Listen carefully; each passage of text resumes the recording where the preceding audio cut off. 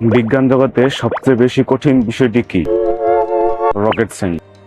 হ্যাঁ, বিজ্ঞান জগতের সবচেয়ে বেশি কঠিন বিষয়টি হলো rocket science. The father of rocket science, অর্থাৎ রকেট সায়েন্সের জনক বলা হয় ওয়ার্নার ভন বর্নকে। তিনি ছিলেন জার্মান তথা আমেরিকার একজন ইঞ্জিনিয়ার এবং বিশেষ সায়েন্টিস্ট। ওয়ার্নার ভন বর্নের একজন গুরু ছিলেন, তার নাম হলো হারমান ওবার্ট। হারমান ওবার্ট ছিলেন একজন জার্মান সায়েন্টিস্ট। হারমান ওবার্ট থেকেই Wernher von Braun rocket science সম্পর্কে বিশেষ ধারণা লাভ করেন। এত কঠিন বিষয়বস্তুর মধ্যেও সবচেয়ে আশ্চর্যজনক বিষয় হচ্ছে হারমান ওবার্ট একদা এক সময় বলেছিলেন যে তিনি জ্ঞান লাভ করার জন্য বেদ এবং উপনিষদ পড়তেন, এবং বেদ উপনিষদ হল হিন্দু তথা সনাতনীদের আদি ও সর্বোচ্চ ধর্মগ্রন্থ।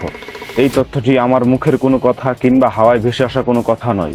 সুইজারল্যান্ডের একজন বিখ্যাত লেখক ইরিস ভন ভেনাইকেন তার লেখা বিখ্যাত একটি বই, যেটি তৎকালীন সময়ে বেস্ট সেলিং হিসেবে প্রযোজ্য ছিল, চ্যারিয়টস অফ গড নামক বইয়ের মধ্যে এই কথা তিনি স্পষ্টভাবে উল্লেখ করেছেন।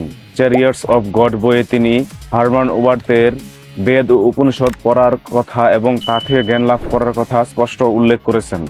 বিজ্ঞানের সবচেয়ে কঠিন বিষয় রকেট সায়েন্স এর জনক এবং তার গুরু বেদ ও উপনিষদ থেকে জ্ঞান লাভ করেছে এবং তার প্রামাণিকতাও একজন পশ্চিমা বিখ্যাত লেখকের বইয়ের মধ্যে পাওয়া যায়।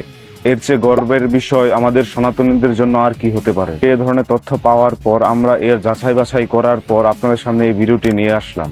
পরিশেষে এ কথাই বলা যায়, গর্ব করে বুকে হাত রেখে বলুন, আমরা হিন্দু, আমরা সনাতনী।